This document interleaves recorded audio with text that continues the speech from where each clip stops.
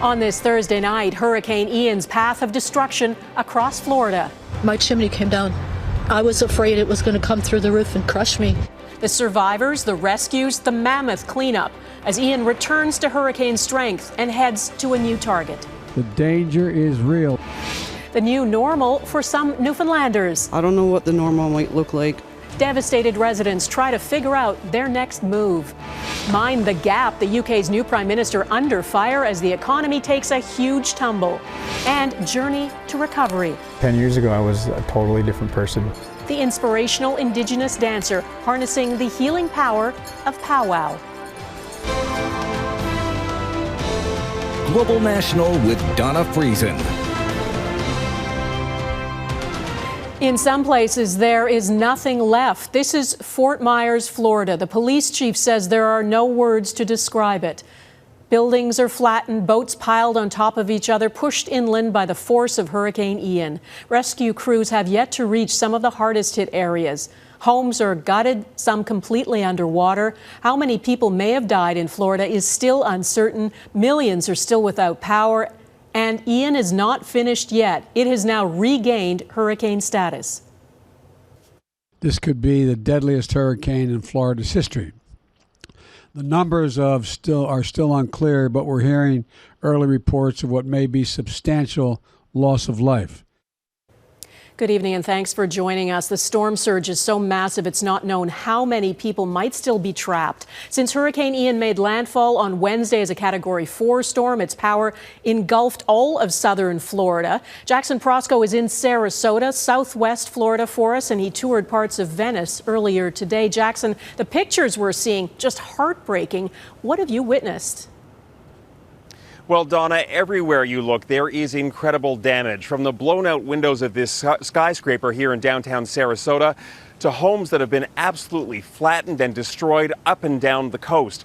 One thing that's quickly becoming clear tonight is that this will be a storm for the history books, and it will likely take years for Florida to recover. By light of day, Ian's unprecedented destruction came into view. It is unfathomable. As the storm made landfall, Category 4 winds and a storm surge of up to 4 meters pushed deep inland, trapping people in low-lying homes. My stomach was in knots. I was kind of scared for my children. The only bridge to coastal Sanibel Island collapsed, leaving no way for rescuers to get in or residents to get out. Officials suggest there could be a large number of fatalities. There's no way to know how many people are missing. These people were calling, the water was rising on their home. They may not have ended up getting through. So we're obviously hoping that they can be rescued at this point. The scope of this disaster is remarkable. Almost every home on every street up and down the coast has suffered some sort of damage. And on top of that, homeowners are expecting to be without power for weeks, potentially months. Volunteers are trying to clear roads for first responders. That's where we met Diana Dugan, whose son ignored the order to leave his home near Fort Myers. Still trying to reach our son, so can't get any cell service. What's it like waiting to hear from your son right now? I'm trying to focus on other things. The damage stretches in every direction, and the full extent of Ian's destruction won't be known for days. As the storm trudged across Florida, it caused severe inland flooding, deepening the scars on this already battered state. Because there is no cell service in so much of the state, there's a rush to bring in as many as 100 portable cell phone towers to help reestablish communications.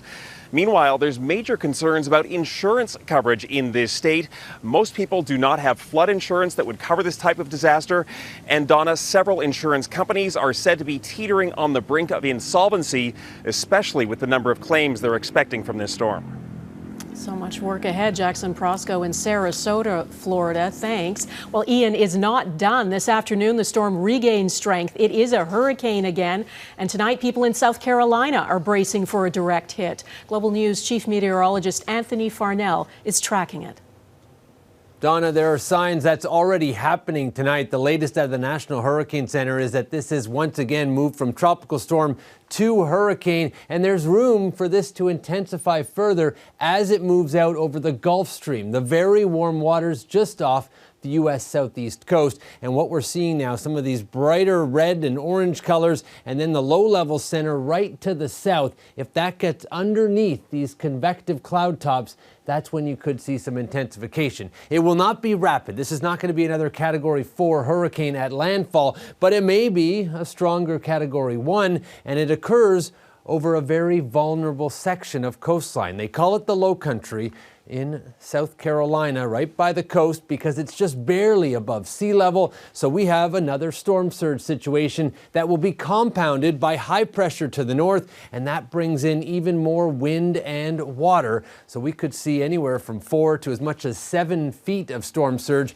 in areas like Charleston in South Carolina. The hurricane warning is now extended into much of North Carolina as well. And of course, there's the rainfall, 100 to 150 millimeters. That could cause additional freshwater flooding. Thankfully, after Ian dissipates this weekend, a much calmer pattern in the tropics for the next couple of weeks. Donna? Global News Chief Meteorologist Anthony Farnell, thanks. Back in this country, Prime Minister Justin Trudeau was on Quebec's Magdalen Islands today, seeing firsthand the damage from post-tropical storm Fiona. He met residents there who need help to rebuild, promising to coordinate with the province.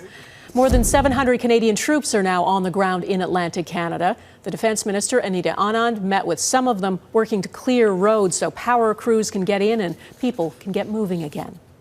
In Newfoundland, residents in Port Basques are reflecting on what they've lost and how their lives have changed. One woman was killed. About 100 homes in the area were destroyed or severely damaged by the powerful storm surge. As Ross Lord explains, among the biggest challenges is what to do next. Port Basques Harbour has returned to its enchanting appearance, dominated by rugged natural breakwaters.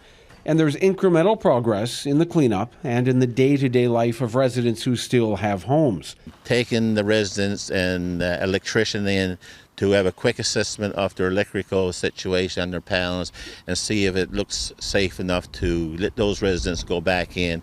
But the brutal remnants of Fiona's overwhelming storm surge are still everywhere, as people who live on the waterfront reconsider a word they used to take for granted, normal. The new normal. I don't know what the normal might look like. The home where Kendra Savory grew up is in limbo. Complete devastation. The storm surge did not destroy the family home, but it stripped away part of the exterior, filling the basement with mud, leaving her parents with no working sewer pipes. I'm glad to see that they got the U-Haul and we can get moving, because if someone comes down to inspect the place, they might not be allowed to go back in to get anything. She says leaving is especially tough on her father. He got a routine. He goes on the wharf. I can't imagine that he can't come back here and pedal out his chores here, so I hope that he could find comfort somewhere else like he can with his own home. Since these million-dollar views became a tragic nightmare, most evacuees are staying with friends or family members. As neighbors help each other with everyday chores, the province and the federal government promise displaced residents will be settled by winter, wherever their new normal takes them. Ross Lord, Port Basques, Newfoundland and Labrador. In Nova Scotia, Fiona's wrath dealt many Cape Breton communities a devastating blow. Trees are uprooted, power lines down, and days after the storm made landfall, a number of Mi'kmaq communities are still without power. Shallima Maharaj reports. Helping others is something Jeff Ward says was ingrained in him from a young age, and that generosity runs in the family. My son, who's a culinary arts student and worked at No. 2 Training Convention Center for about 10 years, 11 years cooking there. He's actually a TA here now, so he's really good in the kitchen. So he was in there, he's been doing 12-hour shifts daily. No. 2 First Nations Elementary School has been temporarily transformed into a warming center. You get hot showers, you get warm food, we have tea, coffee, water. There is a section of No. 2 that does not have power, and it's a small section, and however, they're going on day 6 without power. While much of the community was remarkably unscathed, the warming center is open to everyone in Cape Breton Regional Municipality. It happens to others. We have that compassion and empathy for others, and we want to be there for them. Now, we're fortunate. We never lost power in my house, so we give back. The work continues on this house, its roof damaged by the storm. We're very fortunate. We do have emergency management committees here in Member 2, so we do a lot of planning ahead of time. Planning that appears to have paid off.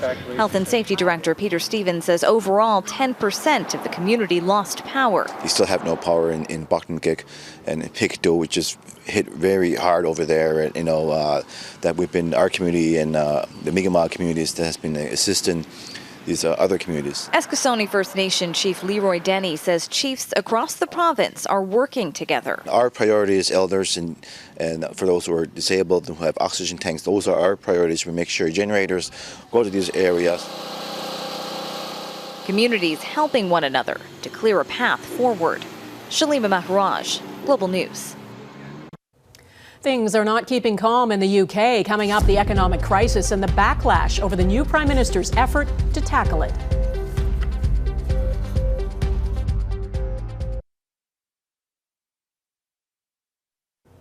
Russian President Vladimir Putin will hold a signing ceremony tomorrow proclaiming the annexation of 4 regions of Ukraine. Moscow's Red Square was closed today so a stage and giant screens can be set up to celebrate the annexation of 15% of Ukraine's territory. That and the sham referendums behind it are being called illegitimate and illegal by Ukraine and by Western leaders. Canada's Prime Minister says the results will never be recognized and more sanctions against Russia are coming. I spoke with President Zelensky of Ukraine yesterday morning and reassured him that not only is Canada standing strong in its support of Ukraine and its pushback against Russia's illegal invasion and actions, but we're also going to continue working with the world to recognize that what Putin is trying to do is completely illegitimate. Finland has closed its border to Russian tourists, shutting off their last remaining direct land route to the European Union. The number of Russians arriving at the border had surged after the call-up of 300,000 military reservists. About 17,000 Russians crossed into Finland on the weekend, an increase of 80% over the previous weekend. And Sweden has found a 4th gas leak in the Nord Stream pipelines in the Baltic Sea. This video from the Swedish Coast Guard shows a huge patch of bubbles. NATO says the incidents were a result of deliberate, reckless and irresponsible acts of sabotage. The Kremlin dismisses suggestions it is responsible, saying that is predictable and stupid. Well, a lot of people are watching the UK right now. The new Prime Minister, just 3 weeks into the job, tried to reassure voters today the economy is not collapsing, but that is not supported by any evidence. The pound has plummeted, mortgage rates are rising, and the central bank had to intervene to prevent a run on pension funds. Even the former governor of the Bank of England, Canadian Mark Carney, accuses Liz Truss of undercutting the nation's economic institutions. Still, she vows to stay the course. It's a difficult time. We're facing a global economic crisis brought about by Putin's war in Ukraine. And what was right is that Britain took decisive action to help people get through what is going to be a difficult winter. But polls out today show the public is not buying it. One gives the opposition Labour Party a 33% lead over the Tories. And as Redmond Shannon reports, the Prime Minister's future is as uncertain as the economy. When Liz Truss and the UK's finance minister released their first interim budget, there was help for the little guy, Brits facing sky-high utility bills. But there was also a controversial tax cut for the rich, favouring the top 1% of earners. And we believe that high taxes reduce incentives to work, they deter investment. World markets didn't buy it. The British pound plummeted to its lowest level ever against the US greenback. The Bank of England quickly said it wouldn't hesitate to raise interest rates to protect the pound. Some lenders then suspended mortgage offers. Truss went AWOL, unseen for days. Her finance minister refused to comment. Do you have anything to say about what's going on, sir? Then on Wednesday, the Bank of England intervened, pledging to buy almost $100 billion worth of government bonds. It was because their value was falling and some pension schemes that held them were reportedly at risk of collapse. The pound has recovered somewhat, and Truss broke her silence, recommitting to her plan despite calls for a U-turn. To reduce our tax burden, to make sure we grow the economy and also curb inflation. And that's so important. It's a difficult time. Even the International Monetary Fund has gone public with concerns about the move toward trickle-down economics. I think the onus was on British policymakers to be more cautious than normal when the global environment was so turbulent, rather than to take what is really quite a reckless gamble at the worst possible time. Just 3 weeks ago, Truss took over from an embattled Boris Johnson. Now, amid dire poll numbers, she is mired in a crisis that remarkably already has her on shaky ground. Redmond Shannon, Global News, London. We now know a little more about the circumstances of the death of Queen Elizabeth. Her death certificate has been released, and it lists the cause of death as old age. No contributing factors were listed. The time of death was 3:10 in the afternoon. That's about 3 hours before the public was informed. It's believed her son, King Charles, and her daughter, Princess Anne, made it to Balmoral Castle in time. Today, hundreds of people lined up outside Windsor Castle to see the final resting place of the Queen, which opened to the public for the first time. The future of fertility ahead, how artificial intelligence might be able to help some Canadians start a family.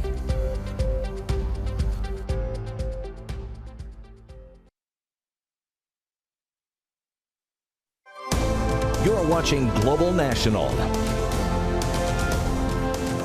Anyone who has gone through fertility treatment knows what a roller coaster it can be, from hope to despair, and if you're lucky, joy. Plus, of course, a huge financial burden.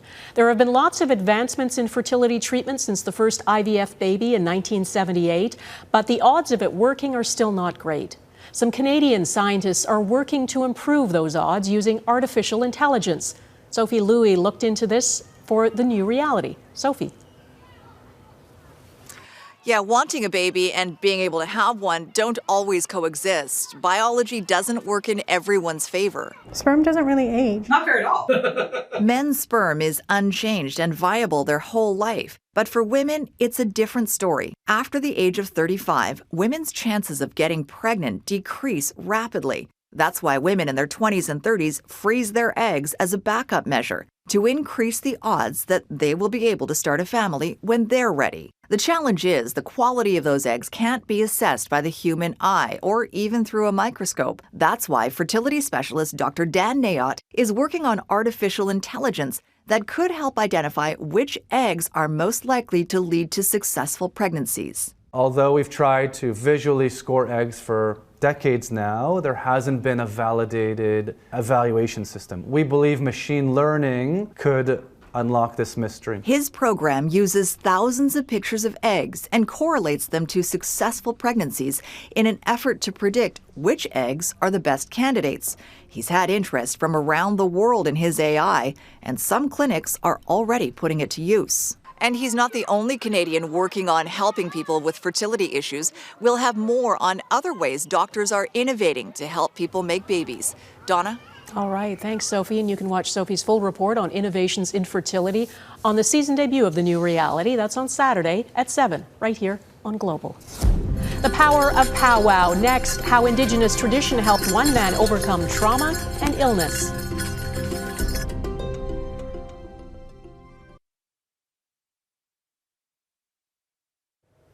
Powwows are a celebration of Indigenous culture and are open to anyone who wants to witness the drumming and dancing. It wasn't always so. They used to be banned across the country. Now powwows are making a comeback. Neethu Garcha spoke to one BC man, a cancer survivor, who found the power of powwows helped him to heal and help others. More people are starting to recognize me and see that who I am. His name is Peter White, but he goes by Peter Not So White. There's a play on words with that. That's my last name is White and I'm not white. And he's also making a name for himself as an inspirational Indigenous dancer. Before, after. Using social media to encourage connection to Indigenous culture and raise awareness about the impacts of the systemic oppression. That's how residential schools have affected me so much. So, yeah, 10 years ago, I was a totally different person. The intergenerational survivor was adopted at birth to a non-Indigenous family. Struggling with the disconnect in his teens, he grappled with alcohol abuse and homelessness. But now he packs what helped him heal, some of the very things those institutions of assimilation tried to erase. I had a tumor on the top of my right foot, and that's when I decided I need to start dancing. I just started going to local powwows just for something to do on the weekends to keep me sober. And while it was the cancer that got him started, it's the power of powwow that's provided his path to recovery. To be able to wear my regalia in public, to have long hair, to do these things that weren't able to happen for my ancestors. Those ancestors became prisoners of the potlatch ban, the law only lifted in 1951. Until then, it was a crime to engage in cultural dance, leaving many to this day either unaware how to dance or too traumatized to try. And this is going to be like kicking off the powwow with the parade. High school teacher Rick Joe is working to change that by organizing reconciliation-focused events. Anybody can come and attend, and being in the room and just being a witness to that and experiencing that is going to be, for some people, for their first time. That relationship, it was never there before, and the students wouldn't talk about it at school. It felt like a risk to expose themselves as, yeah, I'm Indigenous and yeah, I powwow dance. Like it's a bad thing, but it's a wonderful thing. He and Peter part of a large and growing wave of people once again taking pride in these sacred cultural practices. Nitu Garcha, Global News, Burnaby. And that is Global National for this Thursday. I'm Donna Friesen. Tonight's Your Canada is this bear on the shore in Tofino. Not an unusual sight there. We'd love to see Your Canada. Please email it to viewers@globalnational.com. And thanks for watching. Farah Nasser will be at the anchor desk tomorrow. And I'll see you Saturday on The New Reality. Bye-bye.